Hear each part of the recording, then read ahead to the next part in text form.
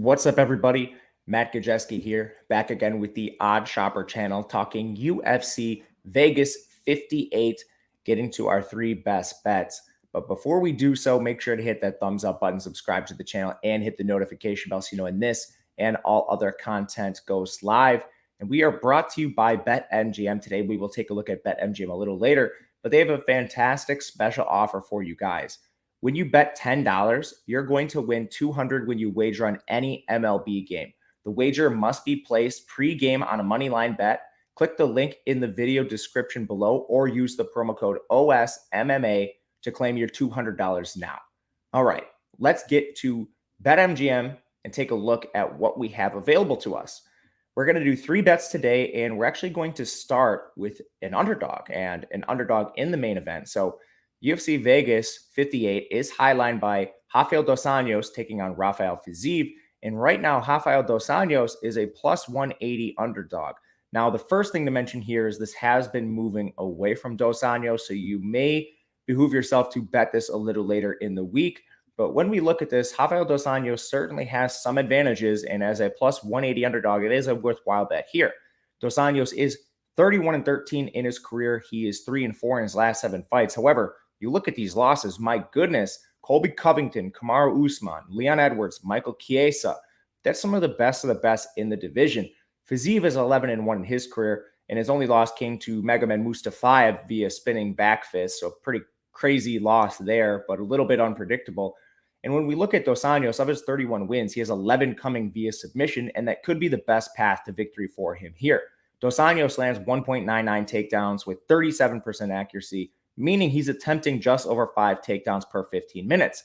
Fiziev has 5 UFC wins. They came against Alex White, Mark Jacasey, Renato Moicano, Bobby Green, and Brad Riddell.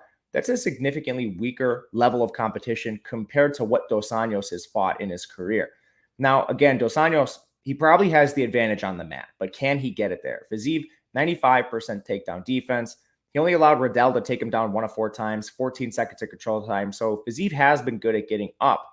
With that said, if it is a striking affair, I don't think dos Anjos is a liability on his feet either. He lands 3.62 strikes per minute with 46% accuracy, positive striking differential, and 61% striking defense. Fiziev actually has a negative striking differential. He lands 5.35 strikes, but he absorbs 5.57. And we saw Bobby Green outstrike him 143-104 in what was a surprising decision win for Fiziev, controversial at the very least. But this will also be a 5-round fight, and we haven't seen Fiziev in a lot of these circumstances. Better yet, he's gotten tired in a lot of instances, and we saw that against Bobby Green.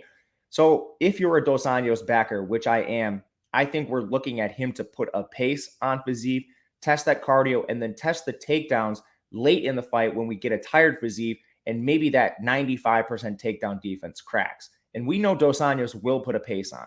He landed 149 strikes and 5 takedowns against Moicano, 92 strikes and 6 takedowns against Paul Felder, 81 strikes against Leon Edwards in a loss, 60 strikes and 4 takedowns before he submitted Kevin Lee, and even 172 strikes and 2 takedowns against Robbie Lawler.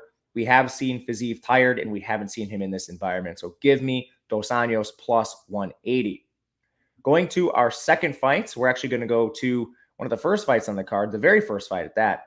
Saiyokub Kakhramanov taking on Ronnie Lawrence. This is another underdog play, but a little closer to a pick'em, plus 115 for Saiyokub Kakhramanov. So with this fight, it is a lower level of competition, but these are both fighters with a lot of hype. Ronnie Lawrence is 8-1 in his career, 3-0 in the UFC. That includes a win on Dana White's Contender Series. But these wins are against questionable competition. Like Vince Cachero is 0-2. Mana Martinez is 1-2. And I think that's a pretty bad level of competition. He has a loss to Steve Garcia in Bellator. Saiyokub is 9-2 with a loss to Umar Nurmagomedov and Felipe Vargas, and that was by flying knee. He has some pretty notable wins as well. Even on the regional scene, he beat Oscar, Tyson Lin, and Trevin Jones in his 3 most recent fights, with that Jones fight coming on short notice in his UFC debut. Now, there should be a wrestling advantage here for Lawrence. He loves to use his wrestling, and he averages 9.15 takedowns with 78% accuracy per 15 minutes. However, Kakhramanov has 87% takedown defense, allowing only 1 of 8 takedowns to Trevin Jones. Now, on the mat, I'm not sure Lawrence is going to want to get it here anyway. Kakhramanov has 4 wins by submission, making takedowns a risky proposition for Lawrence. Lawrence has never actually earned a submission, so when he's wrestling, he's using it mainly for control time. And with Saiyokub, a guy that will threaten submissions, this could get him into trouble. And then on the feet, Saiyokub is very aggressive. He's only 26 years old, and he's continuing to develop as a hot prospect in the UFC. So with the questionable level of competition for Lawrence, the strengths that could potentially be negated by Saiyokub's ground game, give me the younger fighter in Saiyokub at plus 115 here as a slight underdog play. And getting to our last bet on the card, we're going to go with Kennedy Nzechuwku minus 135 against Karl Roberson. There's a lot of advantages here for Nzechuwku. I think mainly we look at him as a striker. He's 9-3 in his career, now coming off 2 straight losses to Nikolai Negumereanu. That was a split decision that really could have gone either way, and a KO loss to Da Un Jung. Prior to that, he beat Darko Stozic, Carlos Ulberg, and Danilo Marquez. When we look at Karl Roberson, he's 9-5 in his career with 3 straight losses, but those did come to good competition: Marvin Vettori, Brendan Allen, and Khalil Roundtree. Prior to that, he beat Roman Kopylov and Wellington Turman. So when we look at level of competition, Roberson's fought the better guys, but he hasn't won against the better guys. Like Roman Kopylov is 0-2 in the UFC. Wellington Turman's 3-3 with a very questionable skill set himself. And Roberson's also going to be at a significant size disadvantage in here. He was previously a middleweight fighter who's now made the move up to light heavyweight. And Nzechuwku has a 9-inch reach advantage and a 4-inch height advantage here. Now, neither fighter grapples a ton, but I would say Roberson certainly has the advantage here. He will average 0.85 takedowns per 15 minutes. But even if Roberson tries to grapple here, I'm not sure he's going to be able to. Nzechuwku has that massive size advantage, and Nzechuwku also has 80% takedown defense himself.